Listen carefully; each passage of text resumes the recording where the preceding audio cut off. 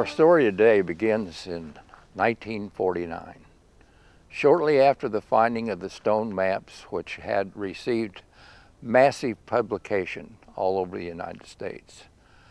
And many people become enamored with finding gold and stuff of that nature. And there was a gentleman by the name of Henry Bruderlin. I'm not pronouncing that quite right, but he became enamored with the thoughts of finding gold, and he came out and started searching in the Superstition Mountains. And he found a few things that didn't mean a lot to him, but he became aware through somebody of a Mexican family that had a great stash of documents from relatives of the past. And he went to Ray, Arizona. Now, Ray doesn't exist anymore. It's south of Superior. And I've only been there once. When I came out here in the 50s, I picked up a Marine hitchhiking just out of Amarillo. And he asked how far I was going. I told him I was going to Mesa. And he said, great, I live at Ray, not very far from there. Well, when we got to Superior, it was about 11:30 at night. So I drove down to Ray and took him home, and he insisted that I stay with this Mexican family. And they fed us breakfast the next morning, and I bid them adieu and never saw them again.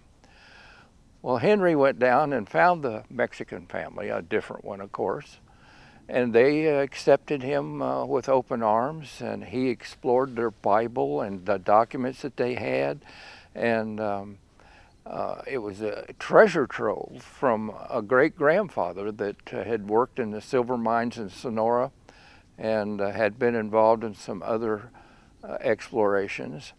And he ran across a drawing of nothing but lines on a piece of paper. And the family had no idea what it was about, so they let him have it.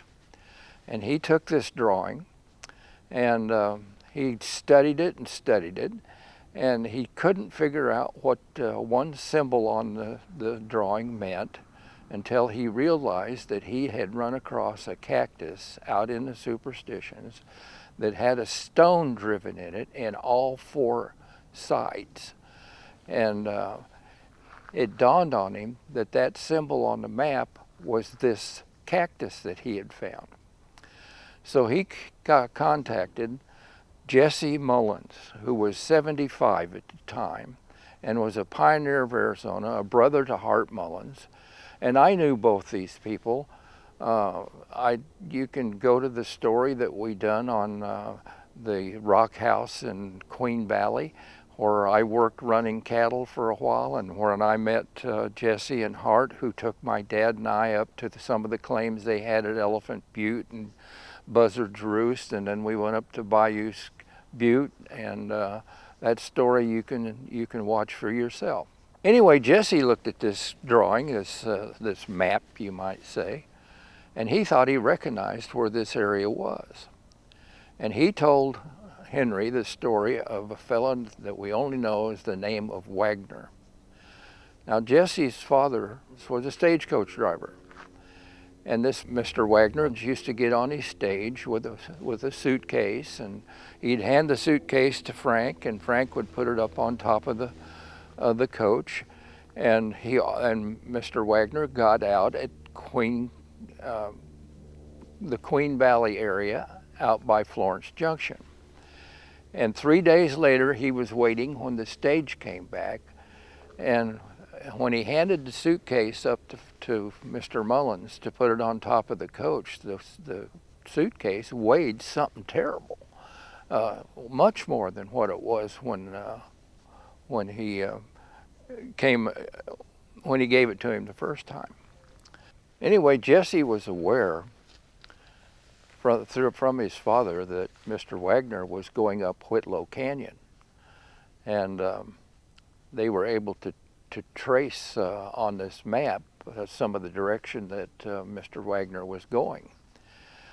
But anyway, Jesse and Henry had found these 7 filled-in pits in a close proximity of each other, And although Henry had excavated one down 18 feet, it never really came to anything. Now, I have a copy of that map that was given to Henry by that Mexican family. I also have 3 other copies of that map, and they're all different. And I want to show you a picture of another Indian hieroglyphic out in the Superstitions that has been called the Master Map, and 2 other maps drawn off of that one, and they're all different. All these maps, and they're all different. To finish the story though, when Henry turned 80, he wanted to make one more trip in the Superstition Mountains. And Henry was friends with Clay Wurst. And they made this trip with Feldman packing them in, and they spent a few days out there reminiscing about all the great fun they had in the Superstition searching for the Lost Dutchman mine. Henry was married. He had 3 children, and his wife would stay with her folks while he was out in the mountains.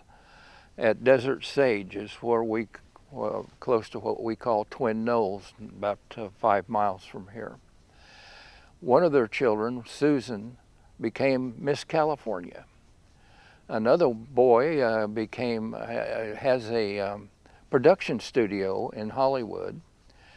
And his last son was none other than James Brolin, the movie star, who was married to Barbara Streisand. And the thing that I want to know, what was in that suitcase? Is it just another mystery of the Superstition Mountains? Thank you for watching this episode of Mysteries of the Superstition Mountains.